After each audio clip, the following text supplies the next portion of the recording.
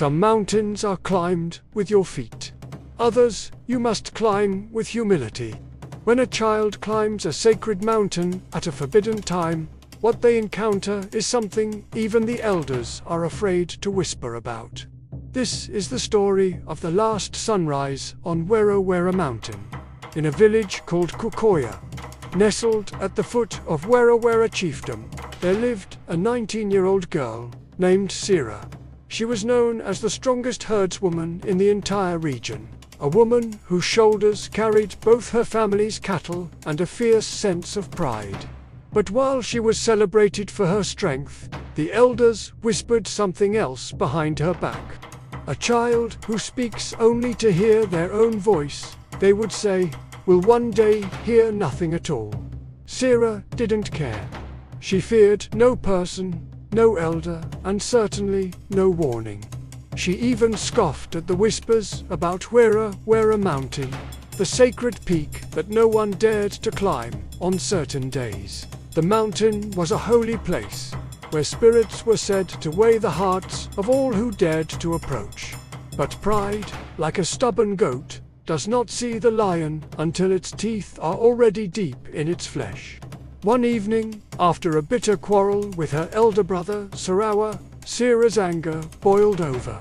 She shouted for all to hear, "I fear nothing. Not you, not the elders, not even your sacred mountain. I will climb it at sunrise and return before sunset, on any day I choose."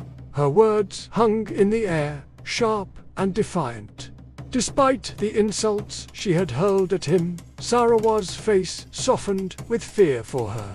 He begged her to reconsider, to not challenge the spirits of the mountain. But Sira, her heart hardened by arrogance, only laughed. Sarawa sighed, his voice heavy with an old proverb. The bird that mocks the rain forgets it, too, has feathers to get wet. News of Sira's boast spread like wildfire through the village. Children cried, clutching their mothers. Elders shook their heads in dismay, their faces etched with worry. But Sira stood with her chest held high, her eyes blazing with defiance. As night fell, she walked away from the village, with arrogance as her only companion, ready to prove everyone wrong. At dawn, on a Luma day, a day explicitly forbidden for climbing Wara Wara Mountain, Sira began her ascent. The villagers watched from below, their hearts heavy with sadness and fear. At first, the climb was easy. The grass was soft beneath her feet, and a gentle wind cooled her skin. It felt like any other day, and she smirked, thinking of the foolish fears of the villagers. But as she climbed higher, the air grew colder, and a profound silence fell over the mountain.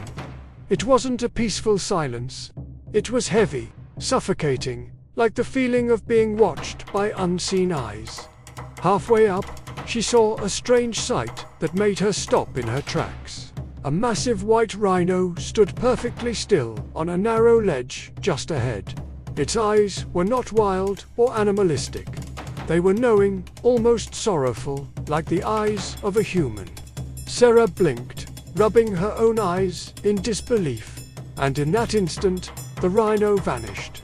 A shiver ran down her spine, but pride quickly tightened its grip again. A child who turns back is a child who loses their name, she muttered to herself, forcing her legs to move forward. She would not be scared off by a trick of the light. As she pushed higher, a thick, unnatural fog rolled in, swallowing the path, the trees, and even her own hands in front of her face. She was completely blind, surrounded by a disorienting white void, and then she heard it, a voice.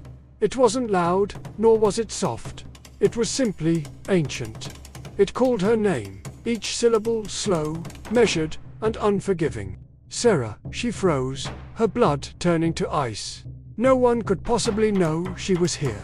The voice came again, closer this time, seeming to echo from inside her own mind.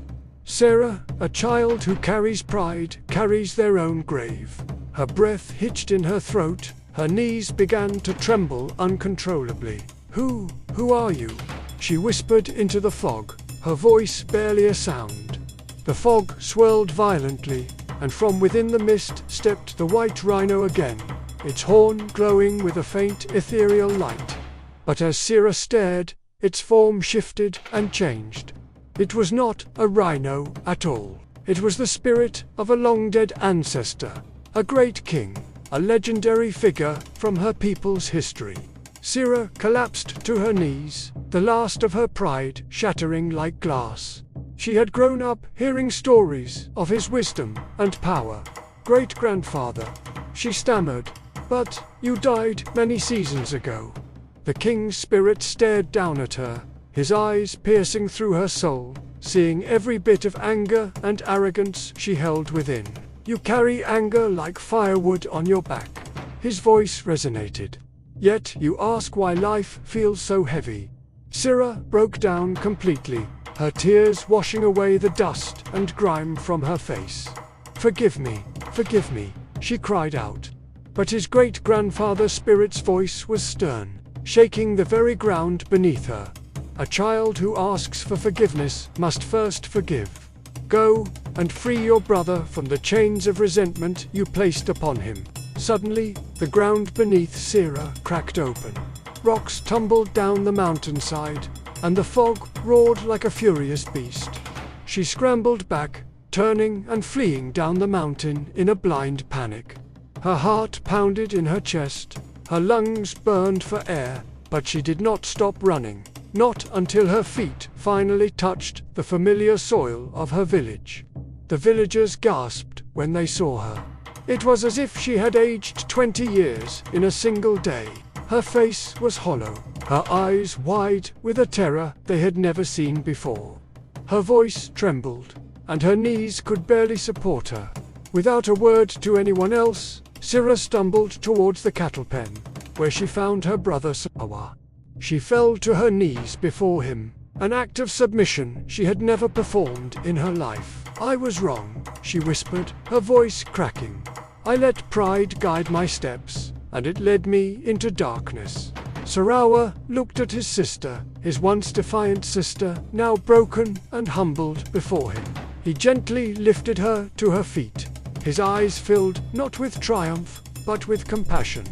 "The tree that bends," he said softly, "will never break. It learns to adapt and stay strong." From that day forward, Sarah was a changed woman. She spoke softly and listened deeply. She traded her pride for compassion and her arrogance for wisdom.